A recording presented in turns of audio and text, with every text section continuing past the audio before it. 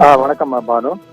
நீங்கள் குறிப்பிட்டது போல தற்பொழுது இந்த அச்சமான சூழ்நிலை இருக்க வேண்டிய அவசியம் இல்லை என்று தோன்றுகிறது. என்றால் தொடர்ந்து தற்பொழுது இந்த கொரோனா தாக்கமானது குறைந்து வருவதை காண முடிகின்றது. ஒரு 5 தினங்களுக்கு முன்பு கிட்டத்தட்ட 7000ற்கு மேல் வரை அந்த கொரோனா தொற்று பாதிப்பானது சென்றிருந்தது. அதற்கு மேல் ஏறவில்லை. அதன் பிறகு தற்பொழுது குறைய தொடங்கி இருக்கின்றது. தற்பொழுது நேற்று தினம் 4000ற்கு மேல் இருந்தது. தற்பொழுது 4000ற்கு கீழ் குறைந்திருக்கின்றது. 4000க்கு கீழ் குறைந்து நாடு முழுவதும் தற்பொழுது கொரோனா தொற்று பாதிக்கப்பட்டவருடைய எண்ணிக்கை 3797 குறைந்திருக்கின்றது. இதன் மூலமாக இந்த கொரோனா தொற்று கொஞ்சம் கொஞ்சமாக குறைய தொடங்குவதை நாம் காண முடிகின்றது. பல்வேறு மாநிலங்களிலும் நாம் பார்த்தது போல கேரளாவில் 2000ற்கு மேல் இருந்தது இந்த கொரோனா தொற்று பாதிக்கப்பட்ட எண்ணிக்கை.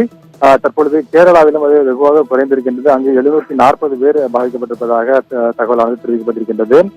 மேற்கு வங்கத்தில் தான் தற்பொழுது அதிகமாக இருக்கின்றது. மேற்கு வங்கத்தில் 747 பேருக்கு கொரோனா பாதிப்பிருப்பதாக தெரிவிக்கப்பட்டிருக்கின்றது.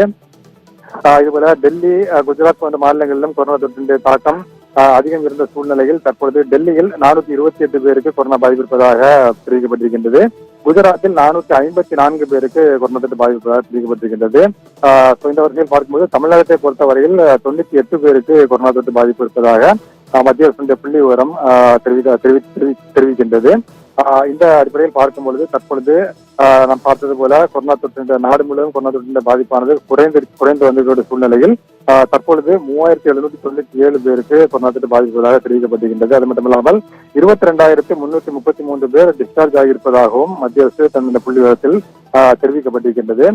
ஜனவரி 1ஆம் தேதியிலிருந்து இந்த கொரோனா தொற்றின் காரணமாக நாடு முழுவதிலும் 127 பேர் உயிரிழந்திருப்பதாக தெரிவிக்கப்பட்டிருக்கின்றது.